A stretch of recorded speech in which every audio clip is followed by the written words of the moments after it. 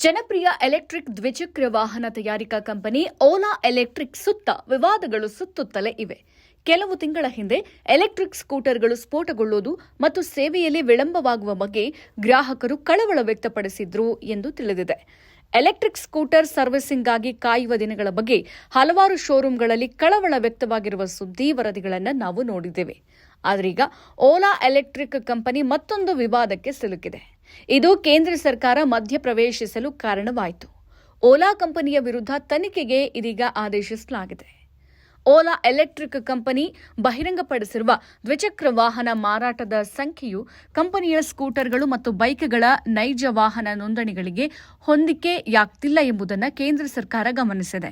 ಗ್ರಾಹಕರಿಂದ ಬಂದ ದೂರುಗಳ ಸಂಖ್ಯೆ ಮತ್ತು ಓಲಾ ದ್ವಿಚಕ್ರ ವಾಹನಗಳ ನೋಂದಣಿ ಸಂಖ್ಯೆಯ ನಡುವೆ ಭಾರೀ ವ್ಯತ್ಯಾಸವಿರುವುದರಿಂದ ಭಾರತೀಯ ಆಟೋಮೋಟಿವ್ ಸಂಶೋಧನಾ ಸಂಘ ಈ ಕುರಿತು ತನಿಖೆ ನಡೆಸುವಂತೆ ಭಾರೀ ಕೈಗಾರಿಕಾ ಸಚಿವಾಲಯವು ಆದೇಶಿಸಿದೆ.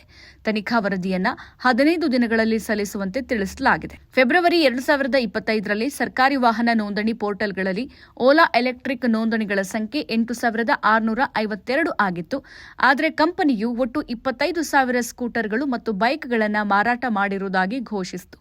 ಮಾರ್ಚ್ 20ರ ವೇಳೆಗೆ ವಾಹನ ಪೋರ್ಟಲ್ನಲ್ಲಿ ವಾಹನ ನೋಂದಣಿಗಳ ಸಂಖ್ಯೆ 11,781 ಆಗಿತ್ತು. ಕಂಪನಿಯು ಘೋಷಣೆ ಮತ್ತು ನೋಂದಣಿ ನಡುವೆ ಭಾರೀ ವ್ಯತ್ಯಾಸಗಳನ್ನು ಕೇಂದ್ರ ಗಮನಿಸಿದೆ.